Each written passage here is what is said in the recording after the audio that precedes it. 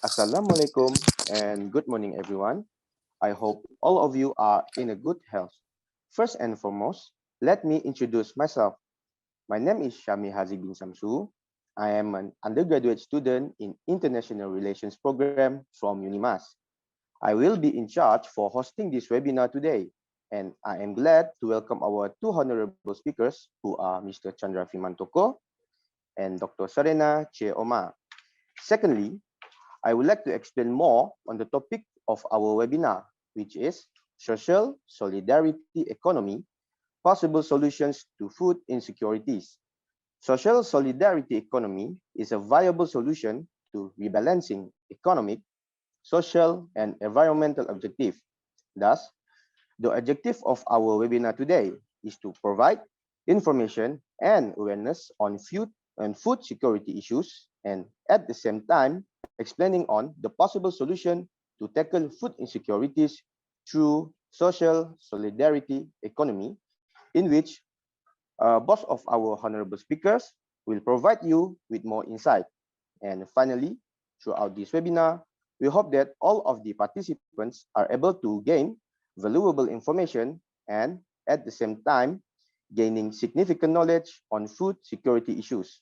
Now, before we proceed on to our first presentation, I would like to briefly introduce our first speaker. For our first speaker, we have Mr. Chandra Firmantoko from Indonesia, and he is the Regional Secretary in ASEAN Solidarity Economic Council. Mr. Chandra is a graduate from the Universitas Gadjah Mada, majoring in Engineering, Industrial and Product Design. As the Regional Secretary at ASEC, Mr. Chandra has contributed continuously in promoting SSE initiative regionally and nationally.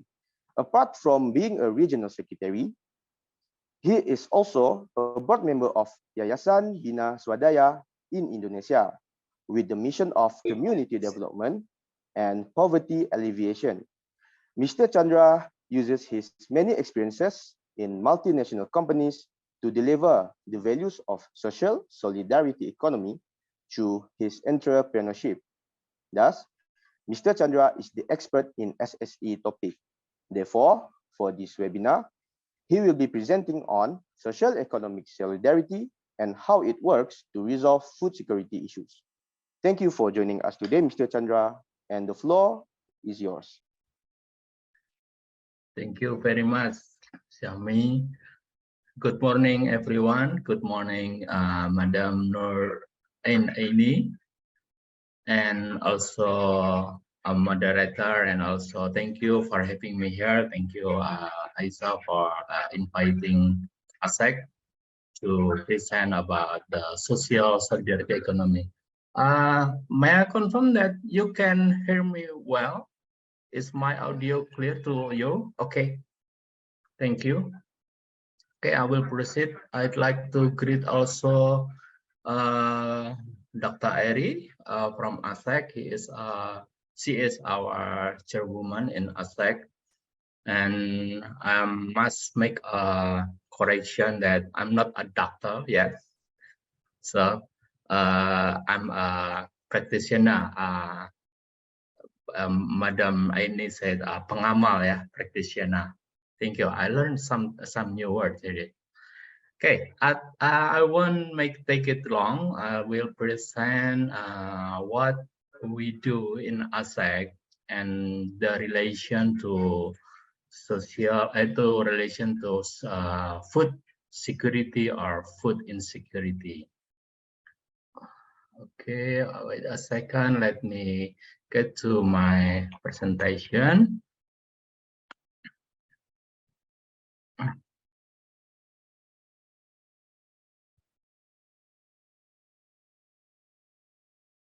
Oh, wait.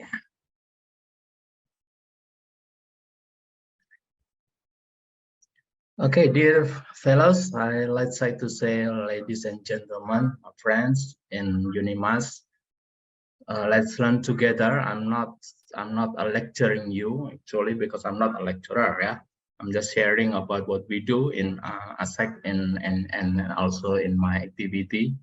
Like Mr. Chami has said that I'm the secretary in ASEC, ASEAN Solidarity Economic Council. It's quite, yeah, maybe 12 years, oh no, 14 years organization in Asia. So before understanding about the SSE or Social Solidarity Economy, let me brief you about economy is about. So basically, economy is about production, distribution, and consumption. That's the simple word to explain about the economy, and it's a good thing. So if we see that many people, some people say that blame economy for the injustice, for poverty, or inequality and else, I will say that economy is natural. Economy is not good or not bad. It is natural. But the practicing, the practice of the economy that will affect to the society. The economy, if they have malpractice, that will result in the context of food system, exploitation, biodiversity, and so on. And in the end, it will bring us poverty, hunger, and riots. So many things, many good things that can happen through economy, but also many bad things that can happen through economy. That's why I'm sorry if you hear duck, chicken, and maybe sheep, because I'm in the farm. At my farm, I will tell you later about it. Okay, so the economy itself, in the common what we have now, this is not strength in our society. We have biodiversity losses, we have malnutrition, and that means that there is malpractices. There are malpractices in economy. That's what trigger us to promote social solidarity economy. I'm sure that you have familiar with these three words: profit, people, planet, 3P, or triple bottom line. So it is promoted to be a guide for the economy. So the economy will deliver profit, but not only profit, but also prosperity for the people and conservation for the planet. We call it in ASEC, we call it economic sustainability, socio-economic benefit, and ecological conservation. But not only these three. Our founder, Dr. Benjamin Quinones, add another two. The first one is edifying ethical value. That in our economy practices, whether as producer or consumer, we must edify ethical value. We believe that everyone has values in their life. It is driven by a religion, maybe, or by culture, and or by family, and so on. So everyone has value, and we believe that those values are the good one. Okay, so practicing our edifying, or let's say promoting that the values to the economy practices is an important thing. The second one that we add is a socially responsible governance. So the economy should not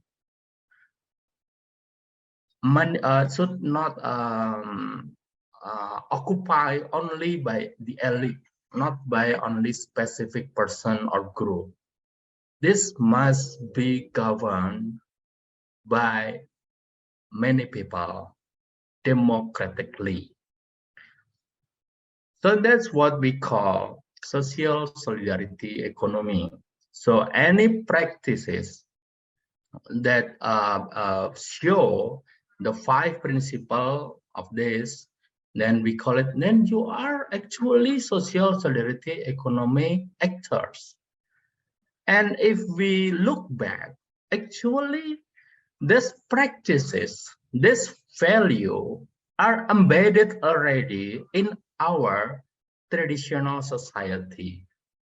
They always embodied the 5 principles of SSE. So that's why we promote SSE as a guide, as a philosophy and understanding to practice our economy. That's what ASEC do in these 14 years. We do through education, promotion, and so on in Asian countries. We now have 14 countries in Asia, and we also make alliance with other international organizations. So let's, I will link the SSE to the food security or food insecurity. If we have security, then we have insecurity also as well. Let's understand the first about the food security itself. It is actually a political concept. It is introduced in the 70s in the UN, practically to tackle the hunger in the poor. So this the UN see the countries, the state members says that food security is important. Yes, we agree about it. But and then this this policy going on and going on and going on, but and with slightly changes. And now in the last sentence, it evolved to the current concept of access of individuals to food. So it become individually. Before in the 70s, it become to the country or a group of society, and now it addressed to the individual security to access food. In the for the last 40, 50 years, the action has been much action has been taken to provide food security. But as we can see now in the global hunger, so is it working? The food security policy, is it working? We can see that from this global hunger index. This is 2019, so before the pandemic. We seen this figure, and we seen that most of in Southeast Asia in a serious or moderate condition about the hunger. So this is issue. It's a big issue because food is the basic need of everyone. So we have serious issue or moderate issue, then should be is a very important issue. Not to mention about the effect after the pandemic. Yeah, we saw in many countries, especially in urban or in the city, the scarcity of the food increasing, or not increasing, it's skyrocketing, increasing so much about the crisis of food crisis in urban or in the city. So what we call food security policy that have been run for the last 40 or 50 years has not answered, has not provided the solution to tackle the hunger itself. That's why in the SDG we still can see, and it is in the first SDGs, it is to hunger. And globally,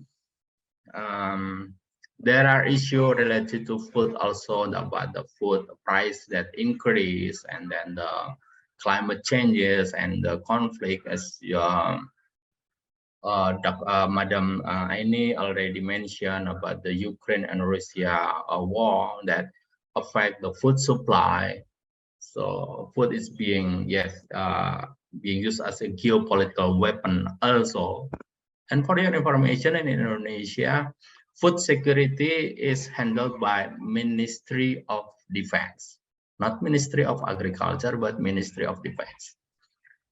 And also the effect of the policy of food security in the last 40 or 50 years has shrinking space for social for civil society, violation and so on. So let's understand about how to make solution for this food security. Before it, let's understand about the food system itself. So basically, food system consists of two main categories, like in economy, so production and consumption. That's all. The distribution we can take out for this discussion. So I'll explain a little about this diagram. I'll take my pointer. Okay. This line, this red line, the thick red line, means that it is majority. It is have higher practice in our common society, while the thin line means it is a minority. It practices. There are practices of this, but only a few. And the then the medium line is in between the majority and minority. So there are 5 models here that I will explain you later about the production and consumption in our food system. The first one is focusing on food industry. Food industry get their resources from nature, and also from the farmer itself, and also from the post-harvest processor. So they go to the food industry, and then food industry create manufacture the plant and the meat and anything to become food, and then distribute it to the wholesaler, and then the wholesaler distributed to the retailer and also to the restaurant, and then from the retailer, the homes, family get the food, process the food, and they have it on the table.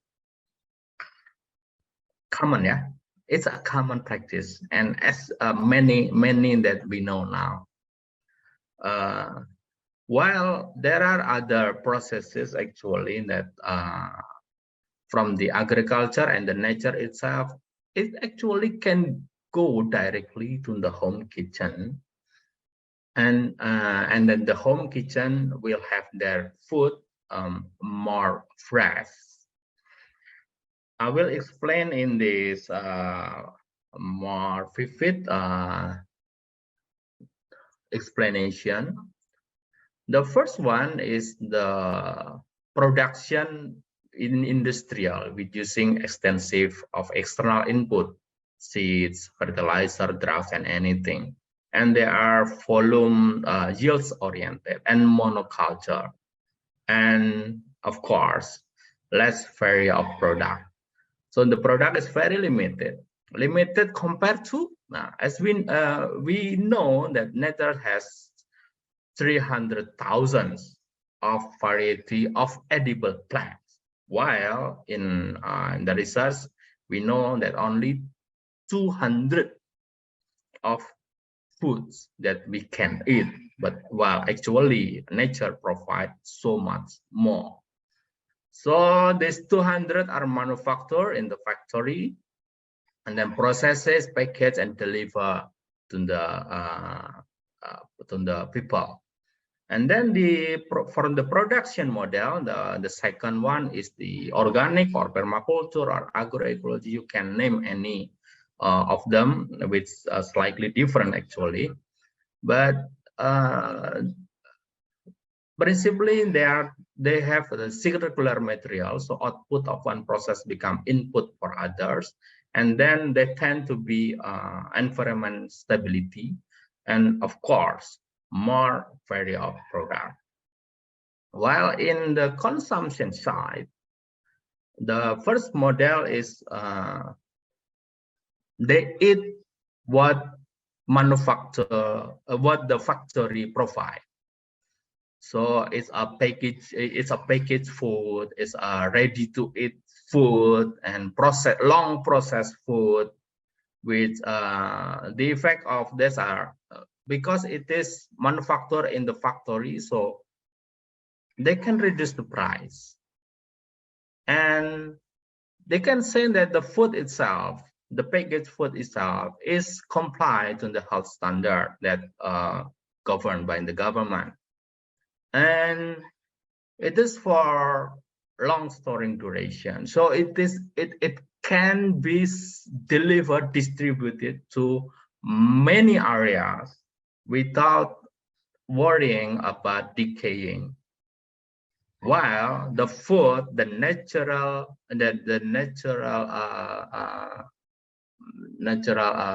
as a sifat, the foods should be decay in short time, maybe 3 days or 7 days. That's the natural condition of food. But because it is a manufacture, so it can be stored for a long time. So it can be distributed to many places. In that way, manufacturer or factory, they can produce as many as they can because they have many market, many buyers that they can promote to buy their product.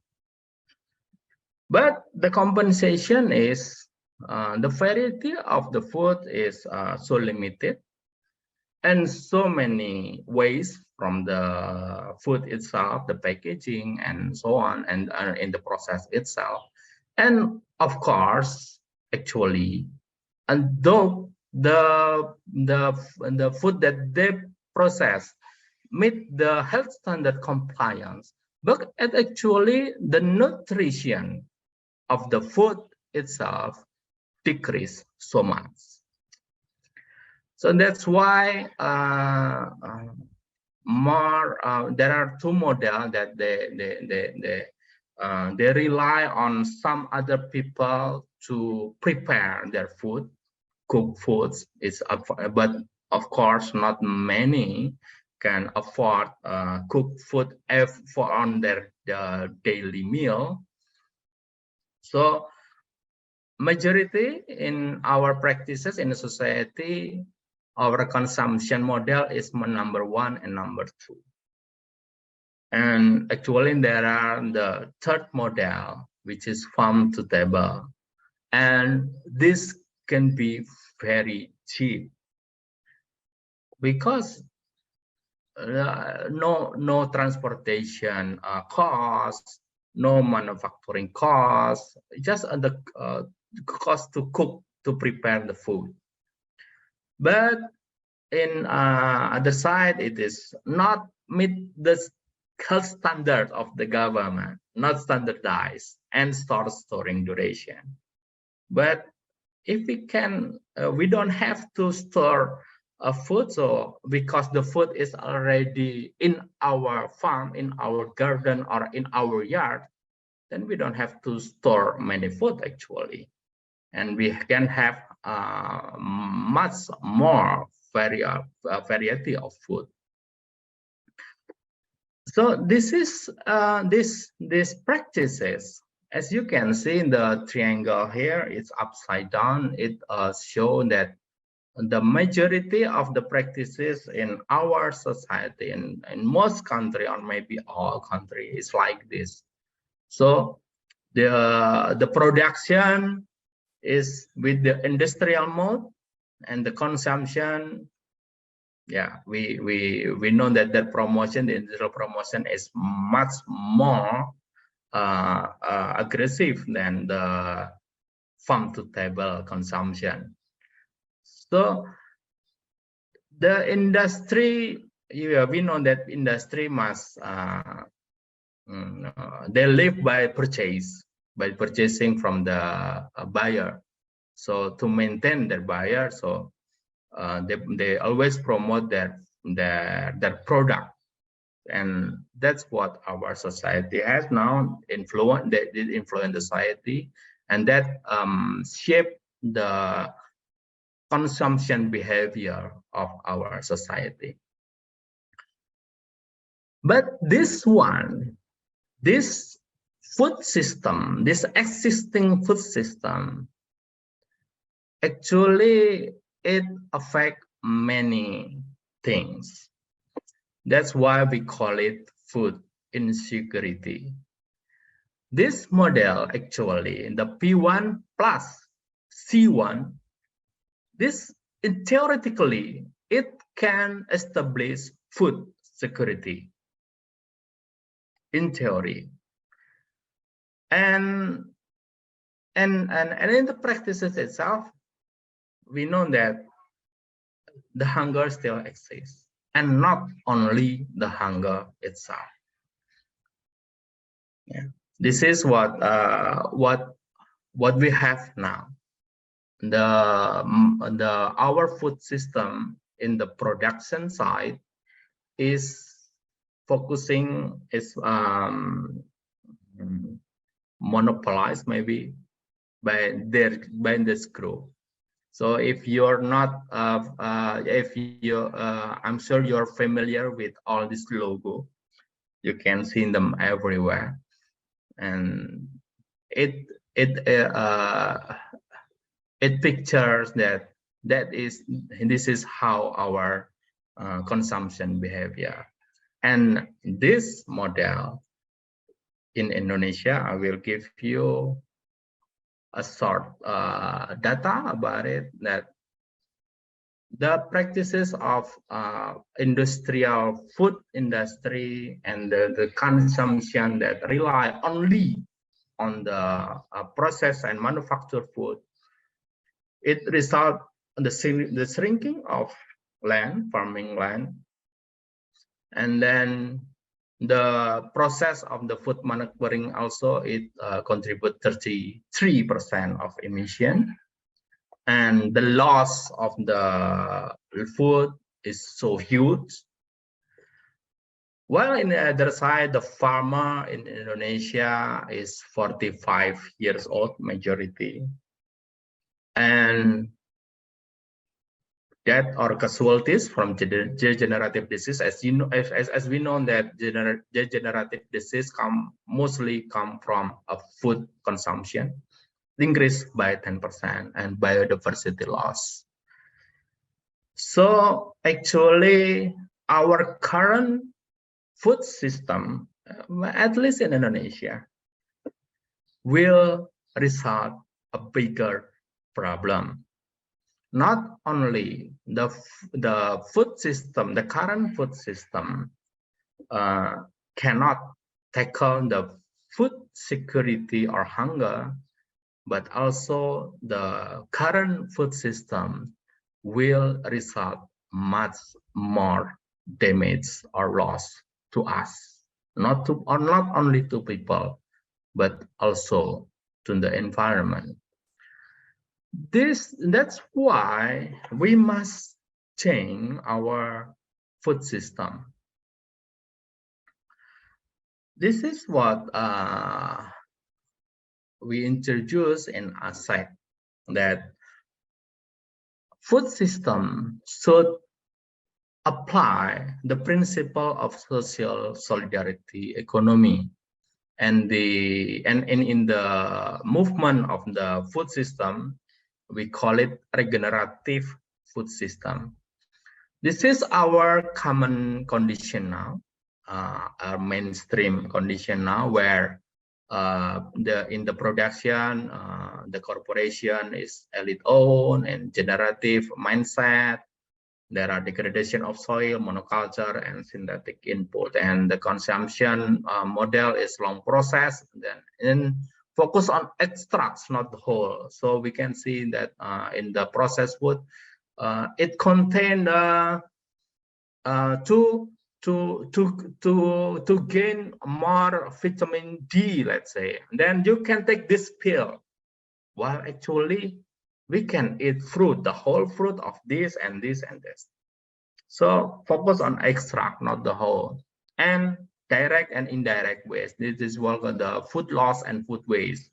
While in the manufacturing of food, there are many losses of the food, and in the consumption also, not all food are eaten by the people, and also the indirect is because of the packaging, because the manufactured food require a lot of packaging and transportation.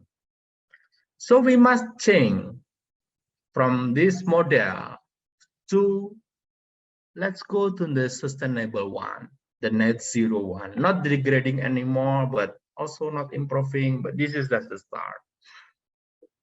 To go to the regenerative model, regenerative food system, where external input are minimal and resilient and increasing biodiversity and multi-shareholder. We are not we are familiar already with COOP system.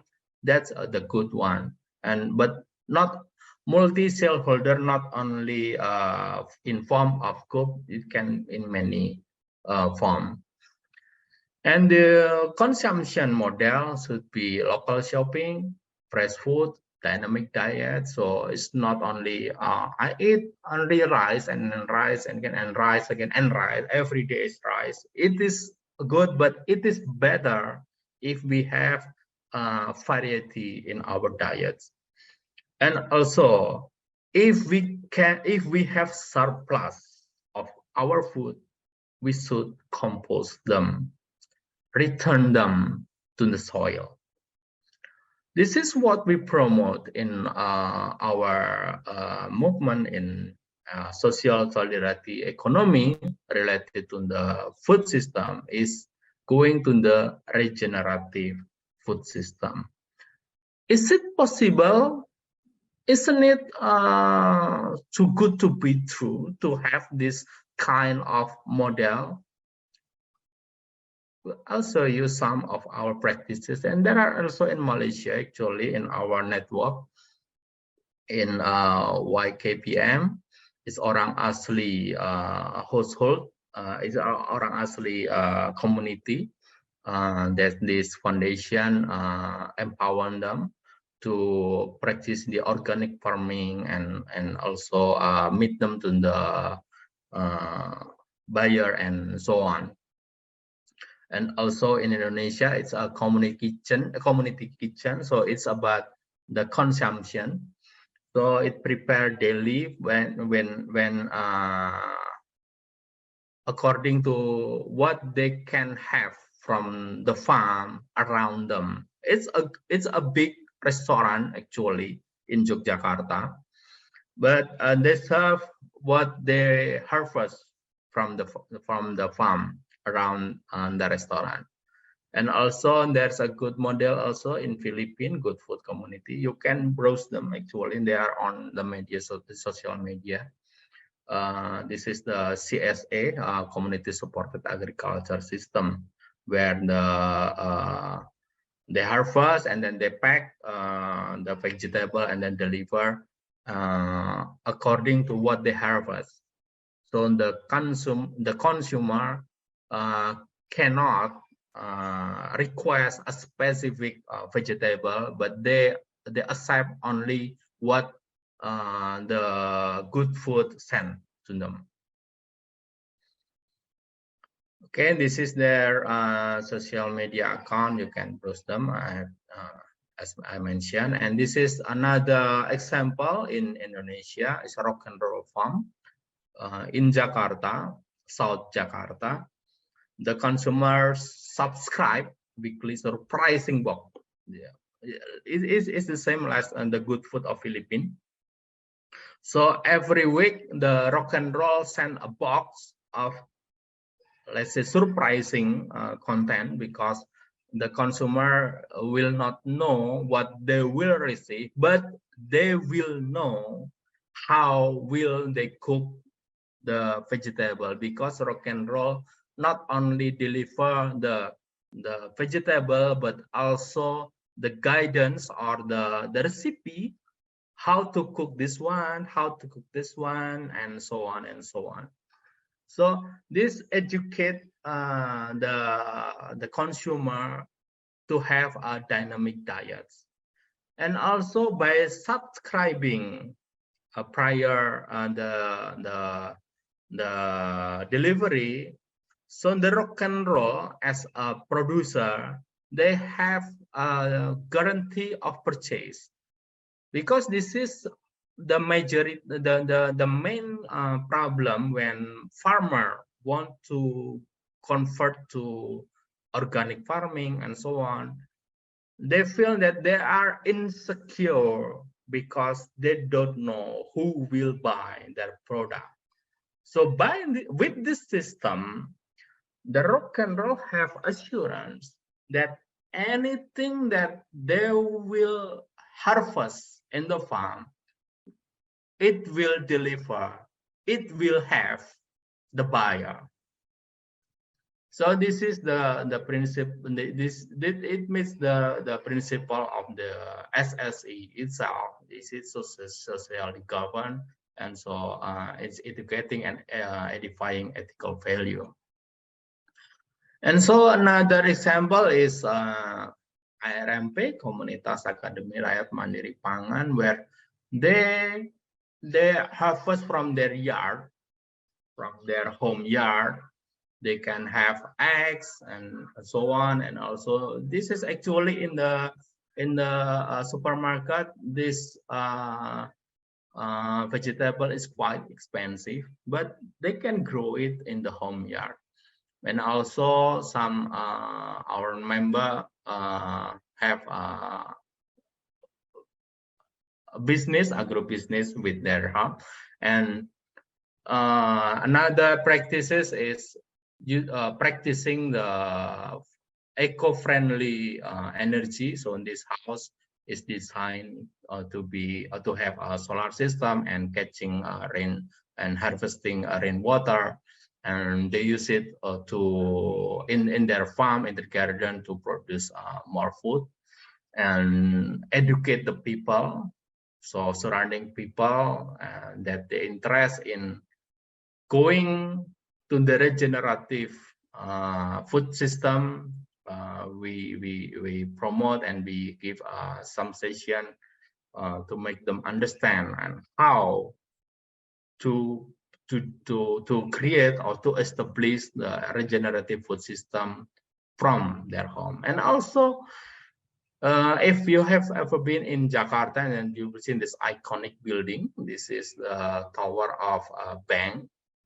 So it is in the center of Jakarta, but you can see that these plants are planted on 7th floor of apartment. So it's in the balcony of the apartment.